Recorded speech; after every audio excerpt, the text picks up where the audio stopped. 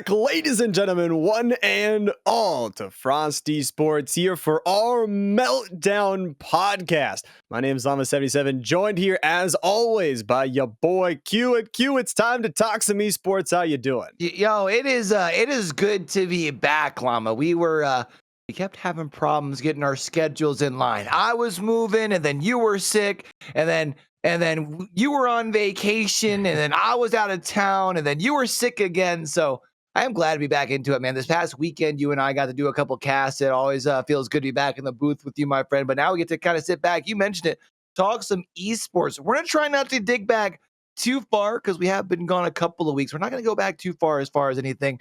Maybe a couple of weeks. We're definitely going to make sure we're talking about the RLCS Major because that was an absolute banger. Yeah.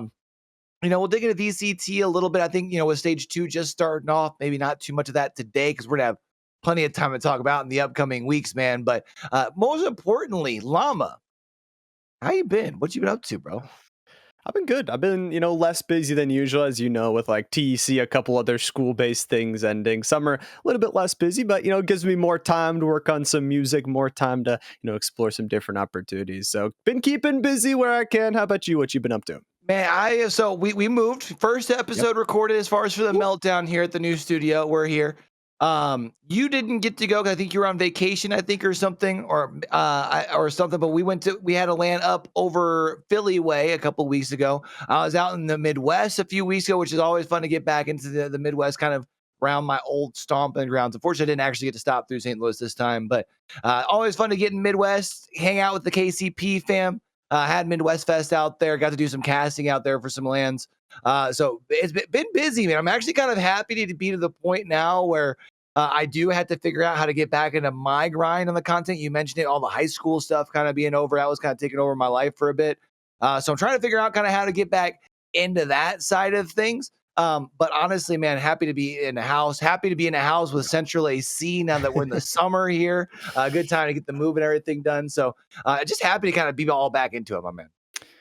Good to hear. We're both happy to be back. We've also got the lovely producer behind us. Nice to have him here. And we're just a couple of days, while recording this, a couple of days away from America once again. So proving their superiority as usual in that July 4th. But man, got a lot of back-to-back World War champions, baby.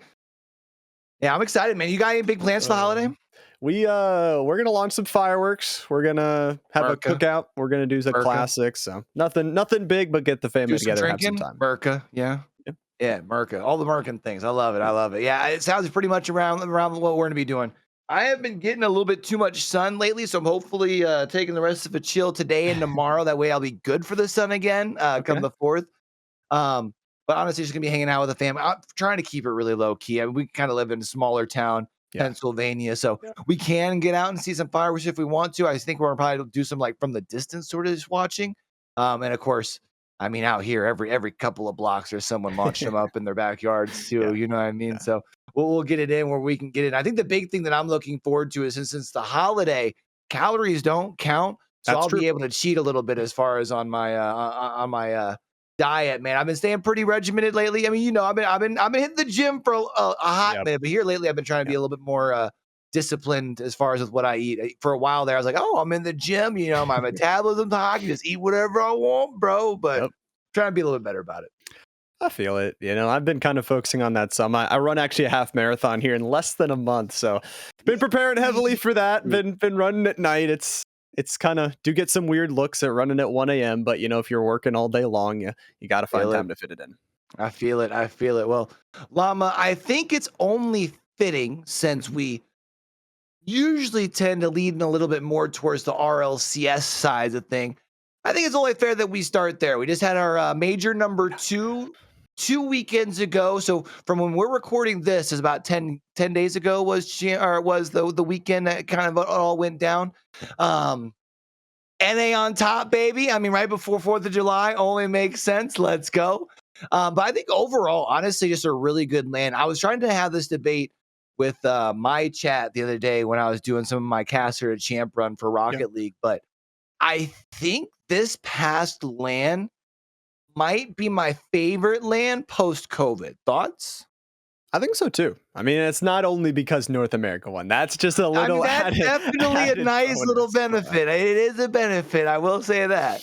it's a good shakeup. It's honestly Yeah. like nice to see that like we've had for so long. It's always been the talks of like, is anybody ever gonna be able to best a European team? Is anybody Mhm. ever gonna be able to step up to their level? And it's kind of all these other regions had slowly been working their way up. There'd always been those like rumors of maybe North America being pretty close, having a couple of teams to contest, but had never actually gotten the job done. And I think not only in this major did we see that, okay, North America is back, baby. They are ready. And we've also seen that other regions are ready to go too. Yeah, we've seen other I mean, MENA having almost won their first, land as well. I thought Falcons looked really, really good. We'll talk a little bit more about the finals here in a bit, but I thought most of the weekend, Falcons looked like the best team in the tournament. I really Yep. only changed my mind in the grand finals. And I think that team still has not quite reached their ceiling. I really enjoy kind of seeing TRK move more into the enabler role instead of Yeah. being the very aggressive, like first up player. He's now letting the twins let their synergy kind of do their thing. And he's now kind of that, let me see where I can find. He's definitely taking his when he can get his, you know what I mean? But he is no longer actively hunting. I mean, even South America is showing up. Obviously, first time we've had 4 regions in the Wow. final 4, which is absolutely dope. And even when you look at kind of like the championship Sunday, I mean, the semifinal matchups, we got 13 of a possible 14 games in the semifinals. It started with the probably what I would say was the best series all weekend long, which was the Falcons Gentlemates series. That thing was just an absolute fireworks show. It was good. It was a really good back and forth. And I think honestly for Team Falcons, like it's just the back-to-back matchups that they won, right? They were able to take down not only Genji in 4-1, which was kind of I feel like bigger surprise of the overall weekend. And then to be able to take down Gentlemates, who I feel like all of EU was just behind. And I know we were getting talks even from like Nick that like the Gentlemates crowd was like the loudest of anybody there. Yeah. They had the most fans. So like to see them go to 7 and then Team Falcons be able to pull it out, I just think it proves really good things not only for the region, but it proves once again that like you said, all the regions are here to play, here to stay. Those semifinals are fun to watch, but Falcons did fall just a little bit short in the finals. They fell a little bit short in the finals, but one thing before we move on, because I do want to mention this about Falcons. You talked about their road to the grand finals. Let's not also forget that in Swiss, they beat BDS and G2 as well. I think that's part of the reason why going into Championship Sunday, I mean, a lot of people were seeing them as the number one team in the tournament. You could definitely understand why their strength of schedule is definitely probably the top of any of the teams left when it came to Sunday. But um, I do gotta say, you said it, G2, here to stay. Yeah. And I felt like finally able to get the monkey off the back, right? For a team that had been in every grand finals so far this season, to be able to walk away with a LAN victory here, absolutely huge. I do gotta say, would have loved to have seen them at least at some point been able to beat the EU team just so we don't have to go this Yeah. whole time between Split 2 and Worlds with all of the EU huffing on copium going, oh, well, they didn't beat an EU team. So are they the best in the world? I don't know. But I do think that G2 has shown that they've made some strides. And man, the I see whole what you did there. yeah, you like that? You like that? The whole weekend, I was just loving the Daniel Beast Mode combo. And it wasn't that like Atomic was too much of like a Yeah. third in the back seat, but like the two of them, um, for a duo that I think a lot of people knew had that potential, even looking back to like the version 1 days, Yeah. to see them being able to do it on a major at that level, was really, really fun to watch.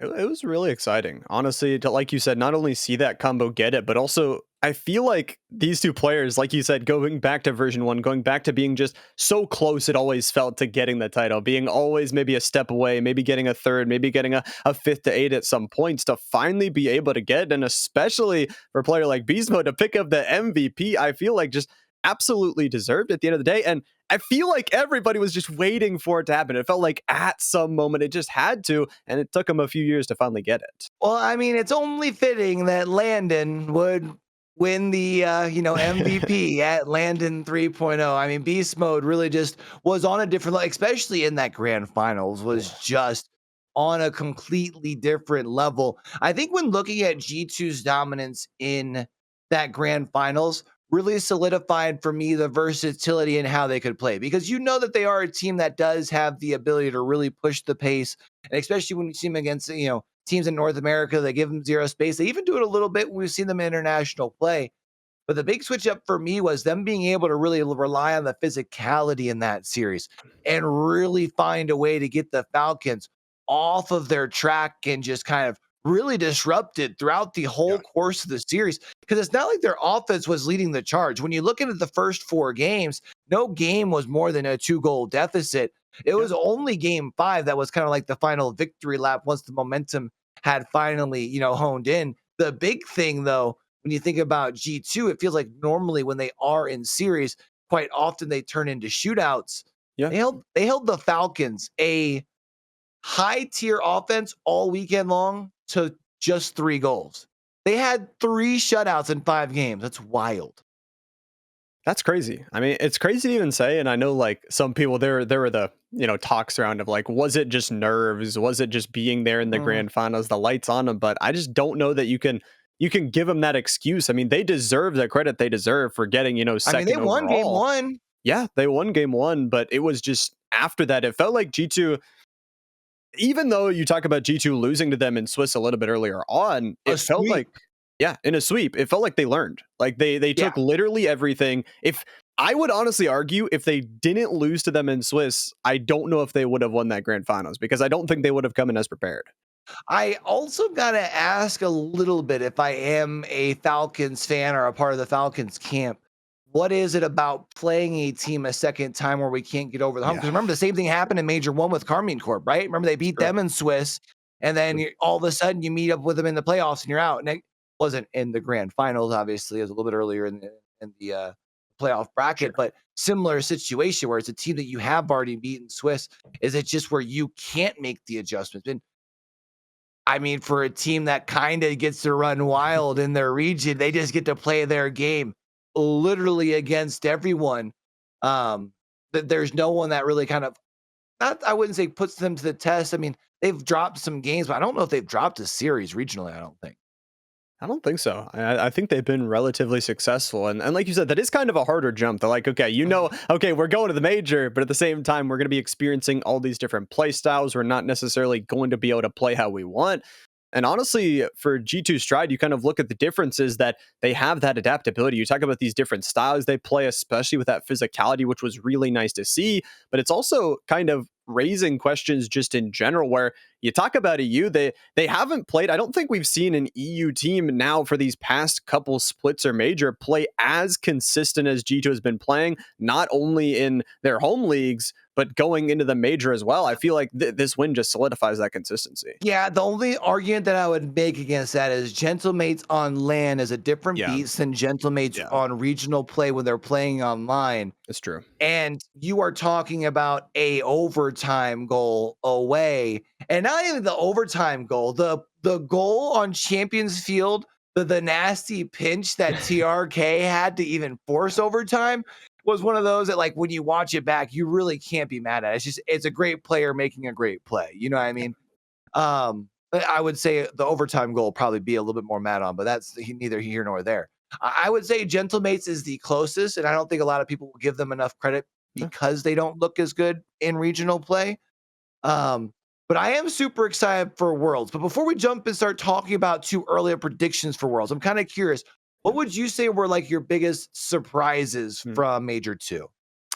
I'm I mean, I'm always surprised when like an EU team doesn't win because obviously we've had that trend of like Mhm. we've seen that so many times it's been built on in, but to see honestly BDS lose 4-0, I think that was the biggest surprise to me that Bro. even though Gentlemates has looked as good as they've looked, I honestly thought BDS was going to take a couple of games off them. I have never in my life watching an RLCS game thought that a pro team should have the option to vote to concede. But once Yeah. BDS went down 2-0, and I gotta say this, as a competitor, when Monkey Moon does that, like sit back in his chair and is just like Oh, defeated, it yeah. would it would it would burn a fire in my rear sitting next to him, Yeah. being like, bro, if you don't lean up in front of your chair right now for the next however much long I've left on the clock, I'd be 10 very minutes. upset. Bro, but for real though, man, it was wild to see how quickly it got out of hand. I mean, the biggest goal differential that has been in a playoffs for an RLCS LAN, 15 goal differential in a 4-game series is absolutely insane. Definitely a big surprise there. I think one thing to go with that even too, and we talked about it very briefly with the 4 region like final four, but we went from major 1 where it was the 4 horsemen Frenchmen, right? All in the final four. Only one French team in the final four, 4 different regions. But I think my biggest surprise was Oxygen coming Yeah. in with so much pressure after looking so good in the back half of split number 2. And then you start off with an upset to Power. And I don't want that to come off wrong because I do think Power looked good. I think that they did have that. They were a team that I almost had making their first top 8 for OCE in a while when I did my pick'ems. I had them losing in round 5, but to start your weekend off in a 3-1 fashion, especially where early on it just seemed like your offense was, I mean, Yeah. not at all present. It was crazy. I think it was a little bit wild. And you talk about Oxen, obviously, of course, missing it by 1 game, going to game 5 and missing it by possibly literally a single game, but also missing it by a series. I also think that like I was kind of a Falcons doubter heading in. They pleasantly surprised me, with their overall results, with their kind of ramp on up. I'm a hater. You can call me out for it, but man, that ramp up was beautiful. I mean, Falcons just looked good all weekend long. I was very proud of a Falcons predictor this past event. I actually had them getting into the grand finals. I actually had Really? my grand finals, my grand final duo. I picked right. I did pick the wrong way. I had Oh, Falcons over G2. It's kind of funny. I had 6 of the top 8 right, okay. 2 of the top 4. And then in my grand finals, I had right. I just picked it the wrong way. But I also got to say during Swiss stages, the other thing that for me I was really excited about, this is unfortunately they had to play against G2 early, but SSG looked solid. And I was really happy to see that after split number 1 where they missed out on LAN. They basically get the bad draw of playing against Gen G every time in the quarterfinals.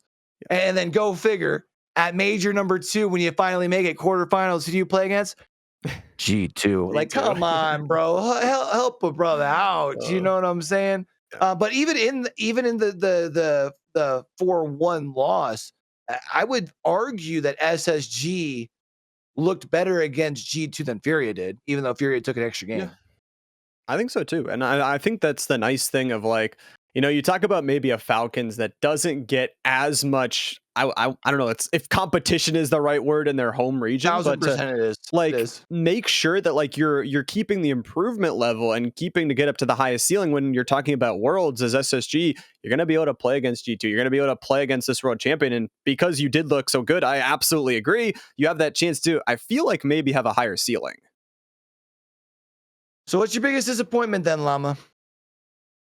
Vitality. I think Yeah. it has to be. They were like riding the highs of Swiss. They were going in, and then Furia I mean, swept I the rug right honestly think out. it was I don't know what if it was a sickness, but you could definitely tell Radosin had a headache, Yeah. which you kind of definitely felt bad, especially then when Zen's trying to get the crowd into him. And he's like, bro, your dog over there hurting, man. Like, Yeah. come on. Yeah. But yeah, I do think Vitality, although you just wonder if that's kind of, I mean, just the luck of the draw of Furia kind of getting hot where they needed to get hot because Furia didn't technically look great during Swiss. I mean, they kind of had a up and down Swiss. They almost got reverse swept out of Swiss, if you remember right. Hmm. It was that 3-2 against Oxygen where they had to win the last 2 to even be able to beat Oxygen.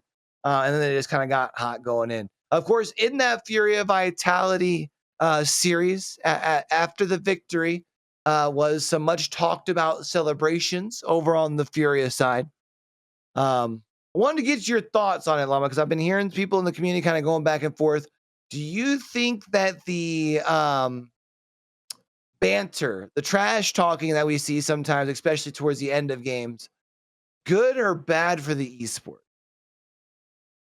I think it depends. I think that like I kind of compare this to like you think to like the NFL where like they do celebrations all the time. There are actually like really specific like clear rules of like you can do this, you can do celebrations or you can taunt other players, you're gonna get fined though. So if players know that going in, So maybe not the finger, but an yeah, L yeah. dance you're all right with or something like Yeah, that? like something like that. And I also have to think like you also have to kind of think of like the crowd necessarily too. Like if Rocket League is trying to stay of like, okay, we're a PG game, that's what our streams are gonna be. There's gonna be no cursing as well.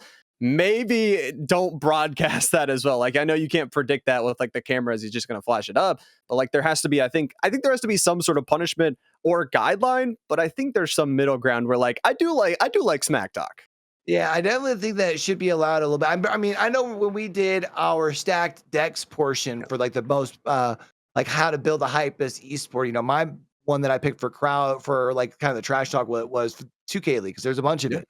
Yeah. And rip, we're gonna have to talk about 2K League in a little bit. So unfortunate foreshadowing there.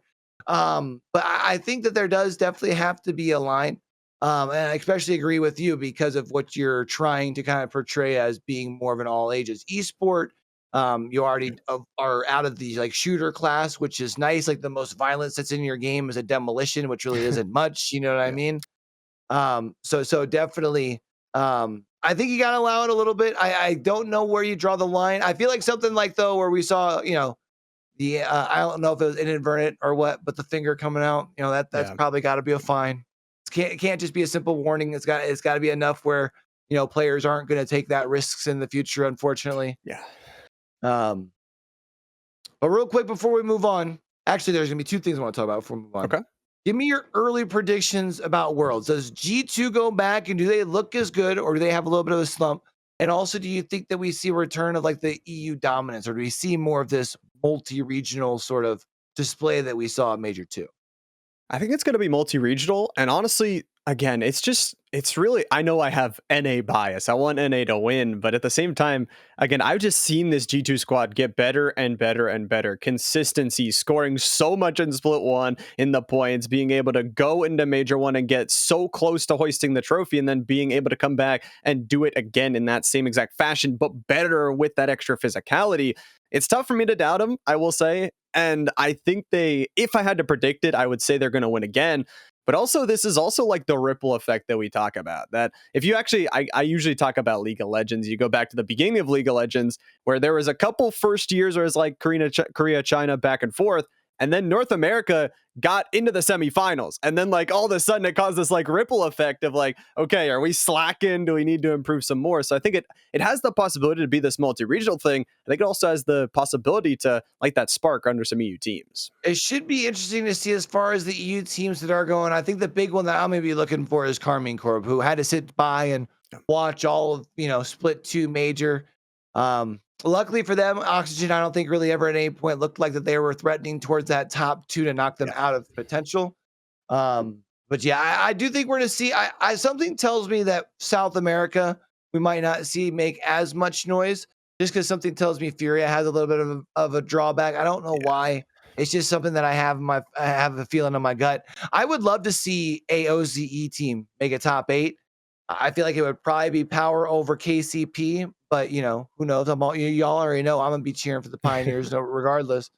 Um, but I think World is gonna be really good. Obviously, we got some stuff coming up between now and then as well. One thing that is going to be coming up between now and then is the Shift League that Shift has been trying to kind of put on to some of the off-season stuff. One thing that you and I kind of have talked about multiple times in the past over here on the podcast, more so was before heading into the seasons. There wasn't enough stuff in between time, right? Like not enough keeping people busy.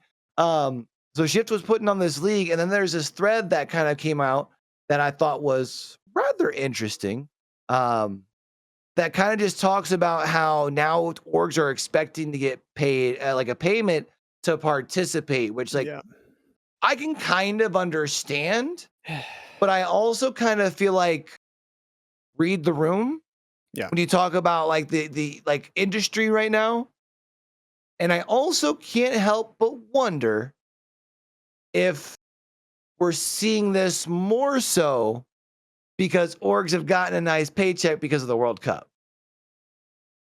I think somewhat. I think it's also just like Rocket League orgs in general, they have to find this like balance because always as an org, you don't want to be the squad known for like crushing all the little Timmy's hopes around the world and going to like random, $10 tournaments and being like, okay, that money is ours. We're bringing in a world championship team. But at the same time, you have to find that middle ground, right? You have to play in the best if the other teams are playing too, and it just feels like they've set the standard way too high for themselves of entry that like not only are you hurting yourself as the org, you're not getting exposure, but it's also hurting the players in a possible paycheck. One thing that I have been finding rather interesting over the course of this last, really, I would even say 18 to 24 months Yeah. in like the esports space is one conversation that keeps coming up is like the cost of esports teams. And because most of these players, once they are competing at the highest of level, and Yeah. understandably so, it's hard to also be a content creator because you're already playing the game at a different level. Like you're doing your scrims, you're doing your VOD reviews. And then obviously, if you're playing something like a Valorant, you've got aim training on top of that. Yeah. If you're doing Apex, you're doing R5, right? Um, but I feel like for orgs, there's a big part that is missing, which is the content side of things for their competitive teams. If you go to most of these teams' YouTubes, there hasn't been anything like really new posted or at least consistently posted in like a couple of years. Yeah. And it's weird because you're leaving this money on the table, but then you're complaining about not getting money paid. I don't know. I feel like you're shooting yourself in the foot. It's just Yeah. I know it's something that got brought up was how do you change it to where teams are making more money, and it was content being brought up, but we got to do something because we need to make sure that we're keeping esports alive and thriving in between major splits. You know what I mean?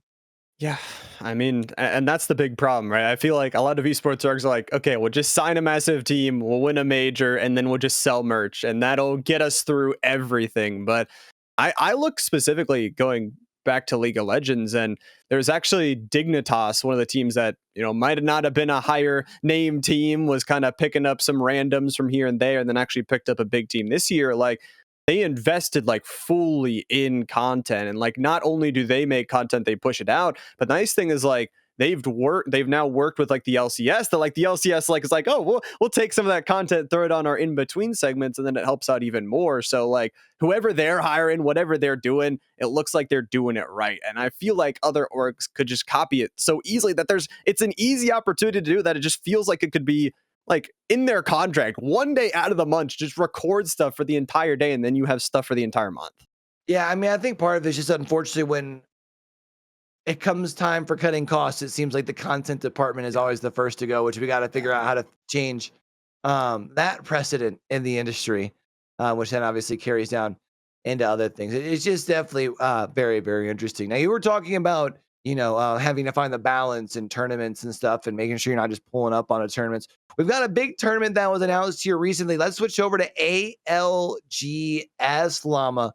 We're finally getting ourselves a EU LAN with a Yep. crowd that isn't in the UK. We're going over to Germany, baby. We're going to Mannheim. Your boys got some good fond memories in Mannheim, but that's for another day. Thoughts about EU, the mainland, finally getting their first big LAN.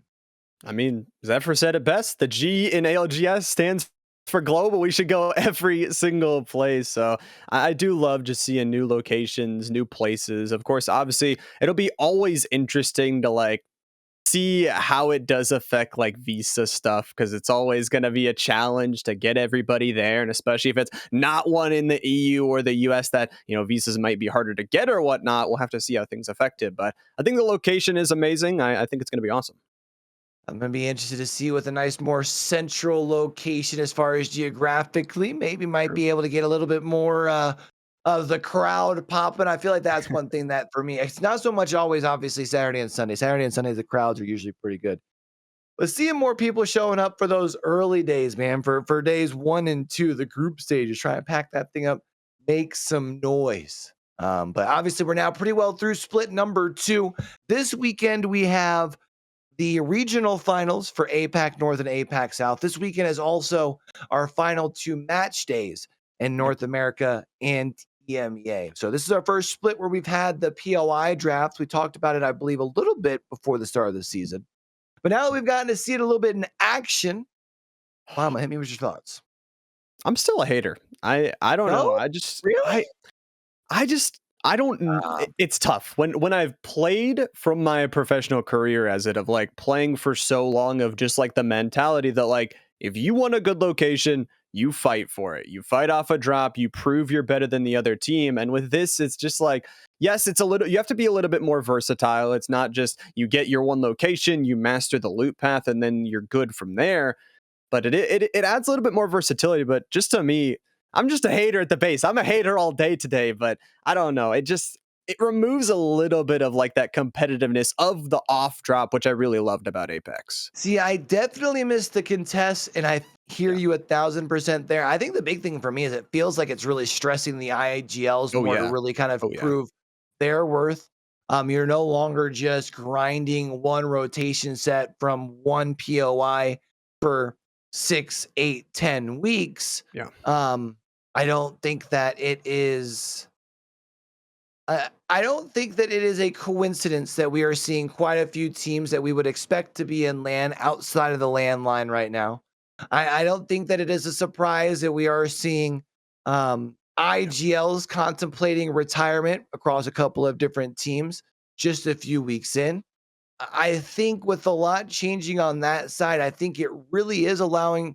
I mean, obviously the cream is still going to rise to the top. Maybe it's not fair to Yeah. talk about them as just a team individually because obviously Team Falcons merging together with three of the best players in the world, True. they should sit at the top.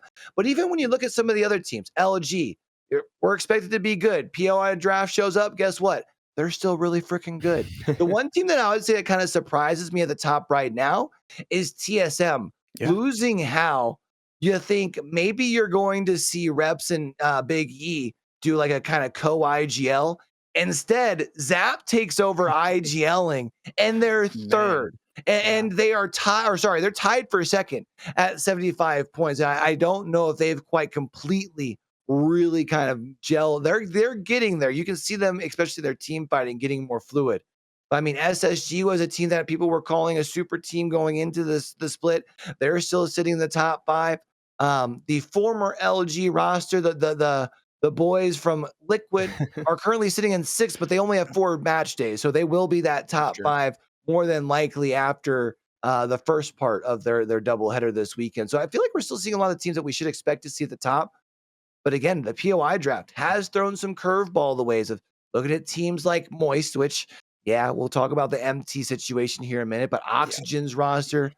You can even look at teams all the way at the bottom, Disguise, which obviously kind of paired with Moist because of the roster changes, right? But I would even Yeah. say when you look at a team like Native Gaming that has 3 veterans, that you would expect them to at least be doing better than 25th. I just feel like the POI draft really kind of showing that it makes it. I think it's allowing for more versatility in that bottom half of the leaderboard. We're seeing it across multiple regions too. Yeah. I mean, you kind of see the versatility. I just think it really I think it stinks to like I think everybody's feeling it at the same time that like it is the more notable names like you were talking about. And it's honestly good to see like TL, Complexity, Energy, Fury kind of in that top 10 where maybe they've had some splits where they're kind of bounced out a little bit more.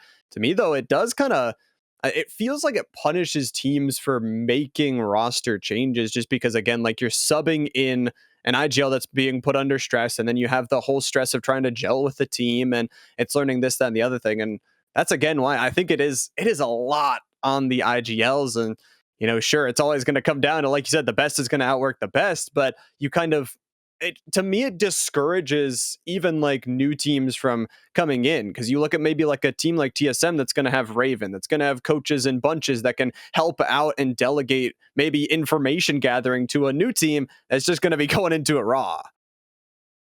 Yeah, you do always have that nice a little bit of resources at your hand Yeah. usually for some of those top teams. I do feel like though we are starting to see a little bit of the change of the guard. I think we're going to start to see it a little bit more, maybe even over the course of the seasons here, because we are obviously coming down the home stretch Yeah. of split number 2. So, biggest disappointments, and we'll leave it to just to NA, just so we're not talking across the globe. Llama, tell me why it's DSG. I'm so sad. I'm so sad, man. Yeah, Like, because I know that's your squad. it is. It absolutely is. And I've been the biggest fan of Designful for forever. Again, I literally have every single one of his jerseys from when he started up until now. But I mean, I just think he's had some amazing teams. And I think the change to losing Timmy did kind of make the shakeups after things were already starting to go a little bit rough. That again, it's kind of that shakeup of, they are a big name organization, but they don't necessarily have all the tools behind them that all the other big names have. And it's a lot on Designful, who is a person that, like, if you're losing, can start to tilt as well. So I feel like that the change of the PYs hasn't helped, and then losing a teammate, trying to fit somebody new in there. Not They got getting 2 days off left though. Wraith. Yeah, Yeah. yeah, yeah, for sure. I mean, still playing Wraith in 2024 definitely going to put extra stress Yeah. on, Yeah. on the entirety of things. I think also for me, biggest disappointments this split. Kind of going with the DSG thing is Moist. Yeah. Obviously, moving into an IGL role is hard. So like, I don't want to put too much blame on Waltzy. They also didn't necessarily start off the best. I also, on one of the podcasts recently, Waltzy was on, was talking about, wish they could just made the switch before the start of the season. I think they'd be Yeah. in a better spot now, which I do think that's very true. But you feel like when you say just at base value, we're swapping out MT for Timmy, doesn't feel like that's really dropping much off the roster. No. You know, granted, they are only a couple points out. I mean, when we say that they're sitting in 17th, the cutoff line right now, when we talk about for LAN, is 2 points away. And not only is there this weekend, but there's also finals weekend. And Moist is one of those teams that I feel like if they're top 20, Yeah. there's a chance that they're going to get that win during regional finals. You know what I mean? And be able to secure themselves a spot anyway. I think they do have that pop off potential, but surprises. What's your biggest surprise you'd say as far as NA? I have one quick question before we go to surprises. I want to hear your thoughts on if Moist don't perform in the last 2 days they have, assuming they make it to finals or assuming they do whatever in this last day. If they do bad enough, do you think Timmy goes back to DSG? I don't. I think Timmy was kind of done with the volatiles Okay. environment at DSG from the sounds of it in the background. I mean, who knows? Maybe they decided to run it back. I mean, when you are 2 lands, 1 fight potentially away from hoisting the trophy, like you are right there. Like you've got something cooking, obviously. You know what I mean? Yeah, I don't know. It's interesting because you wonder if that doesn't work. Does Moist maybe decide to run it back with MT? Because MT has technically said that he's not officially retiring now, which is so weird to me. I don't. If I had to guess, MT was probably all up in his head and thought that maybe stepping aside was going to help Moist, and then just And then realized seeing that the Moist, spot. Yeah. right? Yeah, and seeing where they're still at, like, oh, maybe it wasn't me. You know what I mean? Yeah. Um, I Also, think. Go ahead. follow up. I know you finish your point, but also same question about Designful. Do you think Designful leaves DSG after this split and tries to I join think somebody else? Designful's already said or no, it was Enemy who said he was done, wasn't it? Yeah, I think so. Well, then Designful's gonna have nowhere but to go. I don't know. I feel like Unless he wants to build a team. Like, that's the question. Does Designful say, do I go back? Do I build a team? I could go back, pull. He could do the crazy thing, pull in I Jens don't and think I Resulta don't think again. But DSG is gonna be at least. I don't think Disguise you is think they're going to pulling out? be. Yeah, I feel like it was more because they are really more of a content creator org. Yeah. I think that made more sense when they had Timmy. Yeah. Timmy was making some of their good content for him. You know what I mean? Some of the side stuff. So I have a feeling DSG will be pulling out soon. Giggity. But for me, I think one of my biggest surprises is Pioneers. Yeah. Formerly Tripods. Yep. Makes the change. One, I think it shows that Anmu deserves some credit as far as a individual player when it comes to ALGS. But man, they've been looking pretty solid. Currently sitting in the 10 seed. Like a lot of things when it comes to the gaming world, shows that it's better off without Nick Merckx. High five. No, I'm just kidding. Got him, coach. But the change with Anmu, like they just look amazing, man. I think this Pioneers squad, the way they do have to kind of raised the floor a little bit. They've had some good high days, but they have had some low lows. I think for them, they've kind of got to pick those days up a little bit if they're going to, because they are on that line. They're at 53 points. If they have a bad day and then they have a bad regional, they could very well fall outside that 12 line. So Yeah. I feel like as long as they don't come out and poop the bed, they should be all right. But they've shown that they can poop the bed sometimes. So we'll have to see how their last two sessions go. We'll have to see. I mean, it's all going to Especially come because down. regional finals plays so different, right? That's Like true. plays so different than every Yep. other lobby during group play. So It's a lot different. It's a lot different experience as well. But of course, I know we're going back to surprises, and this is not going to be a surprise to many, but surprise for me was actually Falcon, because I had in the back of my mind, like, it's you thought they're always going to roll off first. yeah, I thought they were going to be like, it's always the thought when you build a super team, like 3 great players does not always make a great team, but man, they have pleasantly surprised me. I'm glad they're working together good and how well they perform. I mean, I think that's also reflected upon the draft. They don't always have a good POI. I think if this was split one and they could just land Lava Siphon, the 3 of them, and literally fight off anybody who wanted to land with them, they're probably winning almost every day. You know what I mean? They are having to work with the draft. But I think when you think about ALGS, it has been a spectator's esport. True. Even thinking about the whole match point scenario that everyone agrees maybe doesn't always necessarily mean the best team on the day wins, but it does make for a banger of a spectacle as far as somebody who's watching it. So I think the POI drive's nice about that. I think they do need. I think as a viewer, we've got to find some better way to talk about the draft. Yeah. They talk about it on the broadcast, but I feel like it's only like meant for like the Giga Chads, you know what I mean? We gotta find a way to make that to where the draft appeals to the general person who watches it. It's tough, right? Because if you're talking about AOGS, that was always the problem when I was like sitting down, when I was, watching it, put it on with my brothers. They're like, okay, who are we trying to follow here? Are we trying to follow all the teams at once? I'm like, the thing is, if you're only really following 1 or 2 teams. Like as us, we like to see the whole gameplay play out, but usually you're a fan of 1 or 2. After they get eliminated, it's not the most exciting. And you're like, wait, all of a sudden my team is starting up here in the right. Now they're starting down here in the left. What's going on? I don't know. I can't follow it. So I feel like you said, it makes it a little bit tougher for the viewer as well. There needs to be something that brings that information down. I am excited that I think long-term wise too, that the draft will make it easier for the devs to balance POIs in itself. That should be the goal. But I still think we're a bit of a ways from that. You gonna be watching the APAC this weekend? Possibly. We'll have to see. What time is it at? So APAC North is Saturday at 2 p.m. is what start, or 2 a.m. is start time. And then Sunday morning it's at 3 a.m. for APAC South. Okay.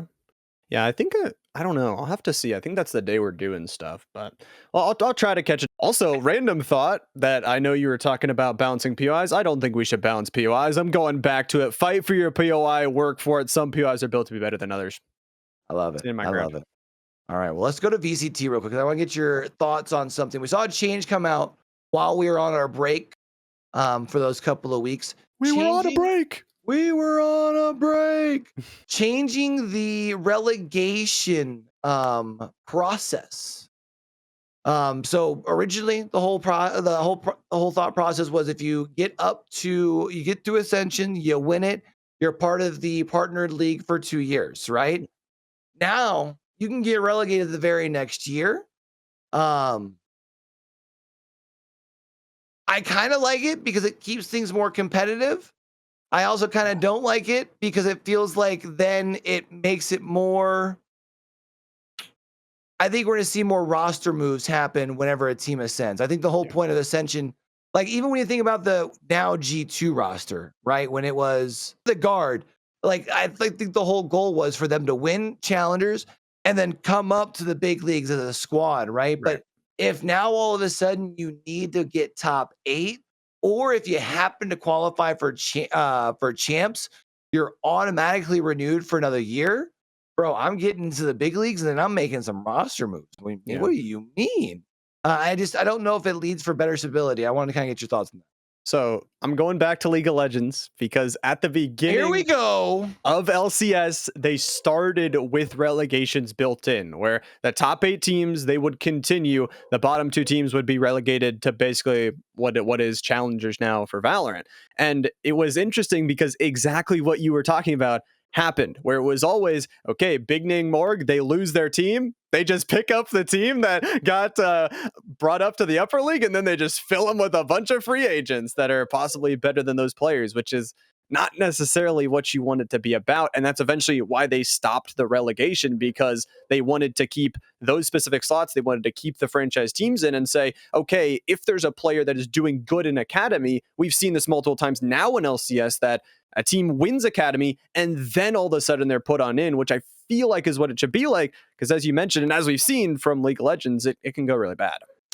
Yeah, I just I think the changes. I mean, to be fair, we did see Gentlemates try to put one together and it still didn't work, Yeah. right? So it doesn't always end up being successful. I guess you can kind of argue the same thing with Bleed, bringing in an all-star duelist from NA as well as making other roster changes as well. Um, I don't want to talk too much VCT. I just want to get your early thoughts next. I don't want that to be too far expired when we really kind of dig into VCT more next week, Llama. Um, but you saw where we're going for Worlds for VCT, right? I didn't actually. We're going to Seoul, baby. Ooh. We're going to be over in the Pacific. Seoul, I think, is going to be a banger of a LAN. I think they've already got the 2 venues announced where they're going to be having stuff at. I like to see the focus over in Pacific this year when it comes to Valorant, because I do think it's a place where when you talk about the fan base, it hasn't gotten enough love, especially during like the end of the COVID era and stuff like that. So to see now that that's where we're heading, you know what I mean, is to be going to Seoul for champions. I'm excited. I think it's exciting. I think that's the nice thing of like with esports, we can kind of choose where we want to go. It's kind of like the Olympics. You get a new location kind of every year. You get the new fan bases. You also kind of get the merging of the cultures, which is also Mhm. super cool. To like, not every day do you get to go see that different culture, the different food, all that stuff in that in between. So I gotta say, new location's awesome. At the same time, we need another one in North America so we can get our fans back out there. Yeah, I would definitely love to have a major in that's not in Yeah. LA. Why have the last 2 big majors that we've had in LA? ALGS, and then we had champions out there last year for VCT. Big old Tuffertons. We And need then Midwest. Midwest. Midwest would be nice. And of course, naturally, when I kept begging and begging and begging for a NA LAN for RLCS, we get one for champs, and it's literally the week that little man's due. So, like, obviously, I ain't going. Unfortunate doggy dog. But yeah, I'm gonna be excited to see that. We obviously have a few weeks left till we're even real. Well, I shouldn't say until we're secured on um teams going to champions. I think Pacific has just about got their playoff teams Yeah. already figured out, because obviously I think they're like 2 weeks ahead, but also because the way the first stage kind of played out, you kind of had Yeah. quite a few people that were already well on their way. One thing I want to talk about before we get out of here, Llama, I think we're already somehow almost to an hour, even though we didn't have too much to kind of talk about this week. Yeah. So this is going to be a tougher topic for me, even though I know it's not something that we talk about much over here on Frost, because it is a smaller esport. But there was news that came out today as far as the 2kLeague closing its doors. There were rumors that this was going to be the case after their last live event this past weekend down at District E. I follow quite a bit of the broadcast crew over there, but even just kind of from players and stuff across social medias. Unfortunately, the press release with now NBA and Take-Two Interactive, which I guess is going to be like the new version of the 2kLeague, looks like it's going to be more about celebrities and pro players versus competitive gamers. I don't know. It looks like it didn't really give us much information. I know the outrage right now is pretty well spreading across Twitter. But the reason I wanted to bring it up was when we talk about this kind of esports winter that we've been in, right? We even were just talking about it with the off-season events for Rocket League. If there were any esports league that feels like it should be thriving right now, Yeah. It's one that has the ability and that already is partnered with a major sporting league, being the NBA, being, kind of being able to work Yeah. alongside, but, struggling to get, like, the naming rights for, like, the clubs to be, like, the same as, Yeah. like, the actual NBA clubs that they're representing. Struggled to find financial stability. I struggled to find not only viewership, but especially building a live product that people would want to come out and consume. Yeah. We saw them partner with FIBA last year, which for our nerds maybe out there who aren't quite like me, who do quite nerd out over esports, but also watch regular sports. FIBA is like the international league. They had a basically like a World Cup for basketball last summer. So to all of a sudden go from that to where now there's going to be no NBA 2K League, 2K, they're officially closing their door, at least in the capacity that they've worked in the last 7 seasons. If they can't make it work, it makes me wonder just how viable it is to possibly think that other esports can make it work, at least long term. It's really tough to think about. And honestly, at the base of it all, you think of like again, NBA 2K versus the actual size of like the actual NBA and like maybe was it a problem of okay, could you not get the payments to the teams? Was it not enough? Was it not going to be enough viewership for them that it just wasn't interesting enough? And it's kind of different from like college where the players don't have all these big deals yet. They're kind of looking for name, image, likeness. That's why the college football one is actually working out. But you think about like these players don't necessarily need, I would say, name, image, and likeness contracts to be in it. So I feel like getting all the pieces is hard. And then also, it's also just like the toughness of a virtual sport versus an actual sport and getting actually all those rights. It does bring up the questions about the future for everything. And honestly, it makes it a kind of sad that like we don't get it, but at the same time I think it can also show us like we can learn from this and how to go forward in different ways.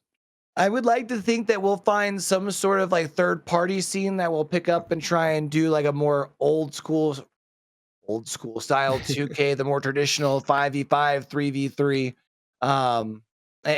We obviously saw the Overwatch League close its doors Yeah. last year, and they've kind of grown into more of a third party. Maybe something like that happens. But again, the only reason I wanted to talk about very briefly is that with so much concerns going on in the world of esports today, for a esport that just got partnered with like an international sport league last summer to go from that to throwing in the towel over the course of literally less than 12 months. Yep.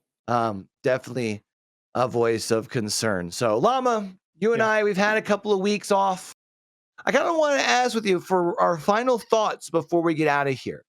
Sure. Um, maybe something that you feel like sharing that you've been working on, whether it's something personal, whether it's stuff that you've been working on, like maybe building a habit, something that you're grateful for.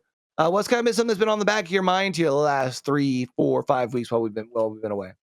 Well, I will say, of course, like you said, it's been esports winter. Of course, for the summer, things slow a little bit further down, but I actually got blessed enough to do a cohort with an NBA or NCAA basketball commentator that's done like 20 plus years of commentating. And, it was cool to kind of see the other side, see all kind of peers around my same level, but also doing sports. And I think that's honestly kind of where I'm pushing to do a little bit more sports. I like physical sports just as much as esports.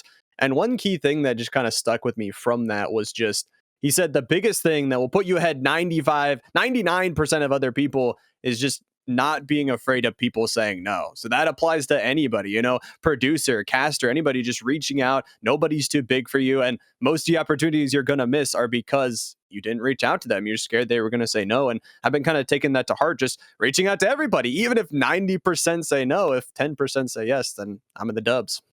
The big thing that I think I have been really focusing on this last probably like month and a half, 2 months, and I'm really trying to make sure I apply it moving forward. I mean, obviously we get got player 4 on the way, which is going to be adding a lot more responsibilities on the plate and thing. But is embracing the process. You know Yeah. what I mean? I kind of look back to where I was a year ago, kind of across the board, couple of things. But we were talking earlier. I've been big on my gym journey here recently.